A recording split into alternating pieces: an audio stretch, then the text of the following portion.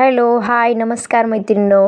मी संध्या. पुन्हा एकदा तुम्हा सर्वांचं द मंगल स्टिचिंग ह्या आपल्या यूट्यूब चॅनलवरती मी स्वागत करते. मैत्रिणींनो, आज मी तुम्हाला इथे वन टक्स ब्लाऊजच्या पूर्ण कटिंग दाखवणार आहे, ज्यामध्ये मी तुम्हाला छोट्या छोट्या टिप्स आणि ट्रिक्स सांगणार आहे, ज्या की तुम्हाला पूर्ण व्हिडिओ बघितल्यानंतरच समजणार आहेत. ह्या व्हिडिओमध्ये मी छोट्या छोट्या गोष्टी तुमच्याशी शेअर केलेल्या आहेत, जेणेकरून कोणालाही वन टक्स ब्लाऊजचं कटिंग आणि स्टिचिंग साध्या सोप्या पद्धतीने करता यावं. यामुळे तुम्ही सुद्धा व्हिडिओ शेवटपर्यंत नक्की बघा. चला तर मग व्हिडिओला सुरुवात करूयात. इथे आपलं अस्तरचं ब्लाऊज असणार आहे, त्यामुळे आपण अस्तरची पीस आणि मेन फॅब्रिक आहे तो दोन्ही इथे घेतलेला आहे. तुम्ही जर सिंगल कटिंग करत असाल तर त्याची कटिंग ही वेगळ्या पद्धतीने असते. इथे आपण अस्तरची कटिंग करणार आहोत.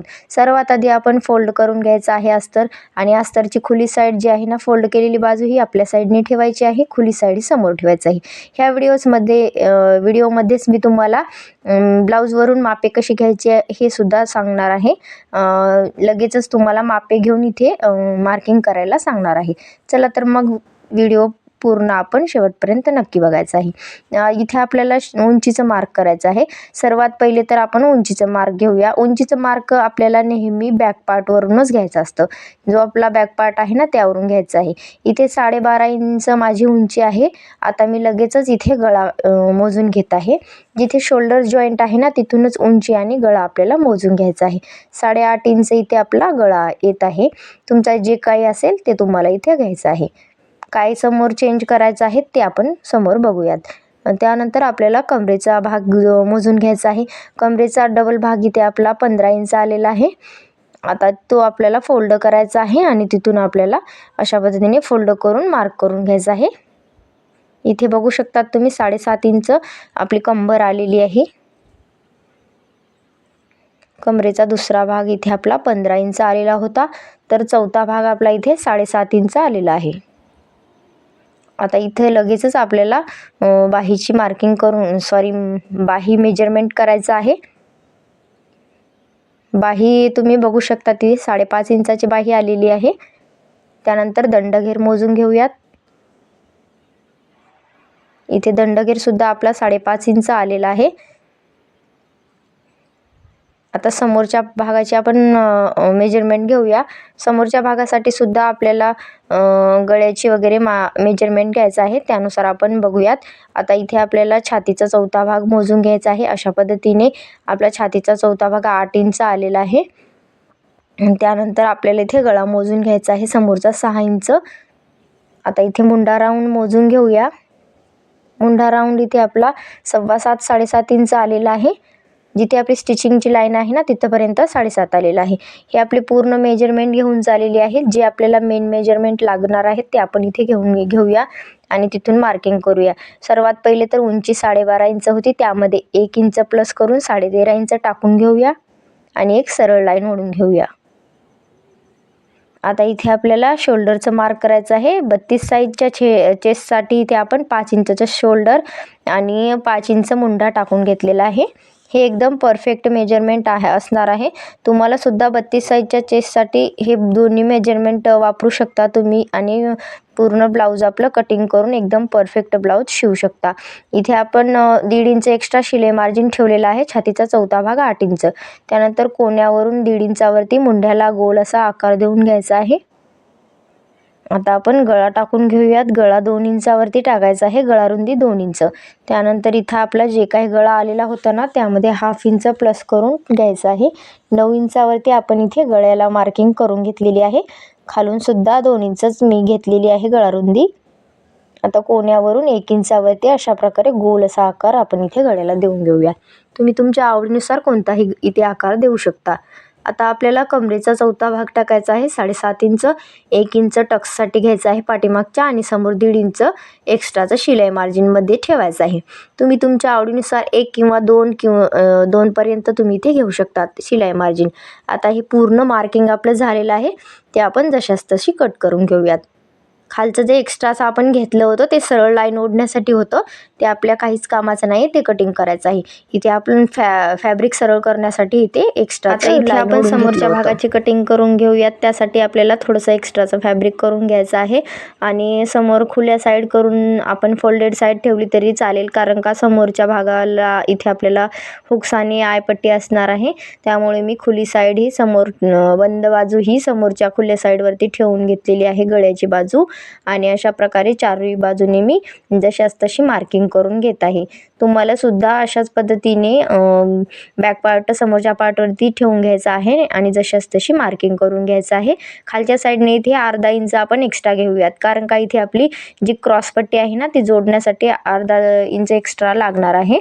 आता इथे आपण मुंड्याचा जशास तसा भाग मार्किंग करून घेऊयात. 5 इंच आपला मुंडा तो जशास तसा इथे मार्क करून घ्यायचा आहे. मग इथे आपल्याला कोण्यावरून 1 इंचावरती समोरच्या मुंड्याचा आकार देऊन घ्यायचा आहे. नेहमी आपला समोरचा मुंडा हा 1 इंचावरती असतो, तो इथे आपण टाकून घ्यायचा आहे. इथे आपली मुंड्याची मार्किंग करून झालेली आहे.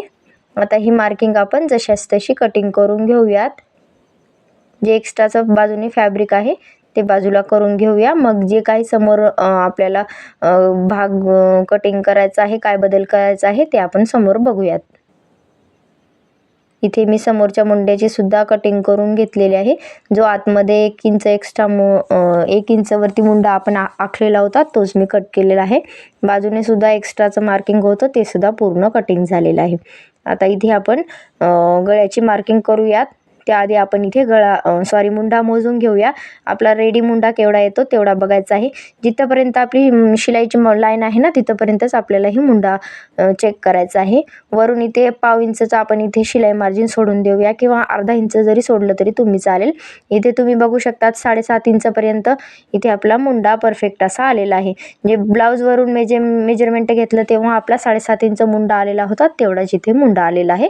एकदम परफेक्ट अशी मुंड्याची कटिंग करून झालेली आहे. इथे सुद्धा गळा रुंदी 2 इंच टाकायची आहे. खालच्या साईडने सुद्धा 2 इंच आणि 6.5 आपला गळा होता, त्यामध्ये अर्धा इंच प्लस करून 7 इंचवरती गळा टाकून घ्यायचा आहे. आपल्याला इथे जी काही क्रॉसपट्टी टाकायचं आहे ती विथ मार्जिन सहित इथे आपल्याला टाकून घ्यायचं आहे. वरच्या साईडने 3.25 आणि बाजूने 2.25 अशा प्रकारे इथे क्रॉसपट्टीला कर्व असा आकार देऊन घ्यायचा आहे आणि क्रॉसपट्टी ही कट करायचं आहे. 3.5 इंचावरती टक्सला मार्किंग करूयात. दोन्ही साईडने हाफ इंच घेऊया आणि एक सरळ 2 किंवा 2.5 इंचावरती इथे सरळ लाईन ओढून घेऊयात आणि दोन्ही साईडने अशा प्रकारे जोडून घ्यायचं आहे आणि इथे आपली टक्सची मार्किंग करून घ्यायचं आहे.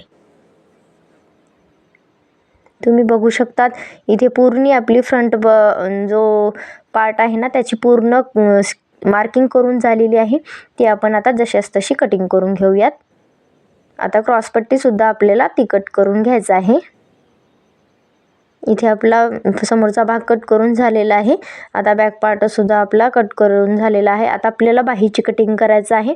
त्यासाठी आपण बॅक पार्टचा मुंडा मोजून घेऊयात, किंवा समोरचा मुंडा सुद्धा मोजला तरी चालेल. आपल्याला इथे साधारण 8 इंच रुंदीचा कापड फोल्ड करायचा आहे. तो 4 फोल्ड असला पाहिजे आणि त्यामध्ये मार्जिनचं 1.5 इंच एक्स्ट्रा प्लस करायचं आहे रुंदीमध्ये.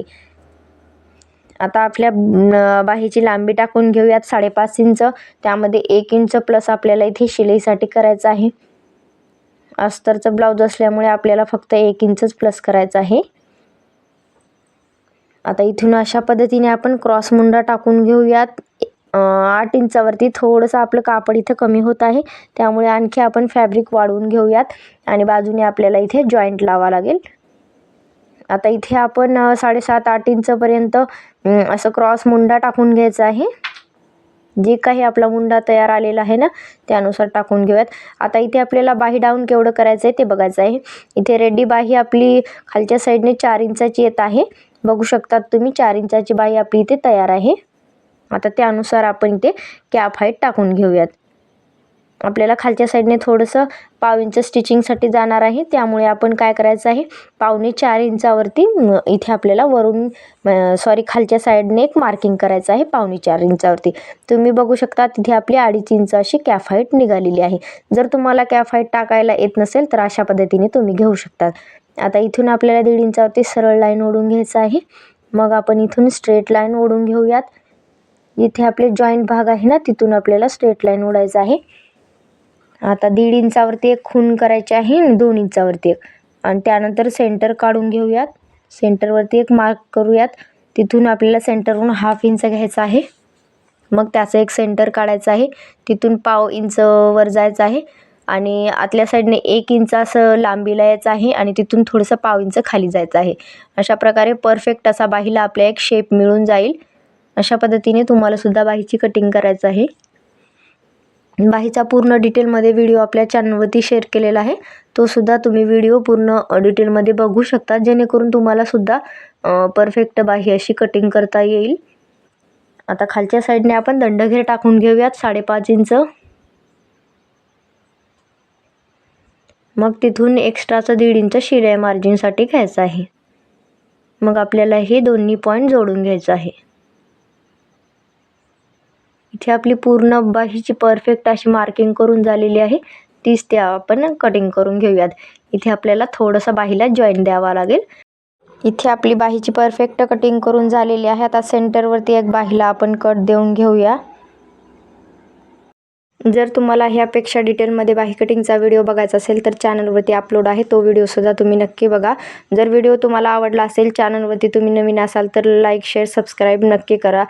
चला तर मग पुन्हा भेटूयात अशाच एका छानशा व्हिडिओमध्ये. तोपर्यंत बाय बाय.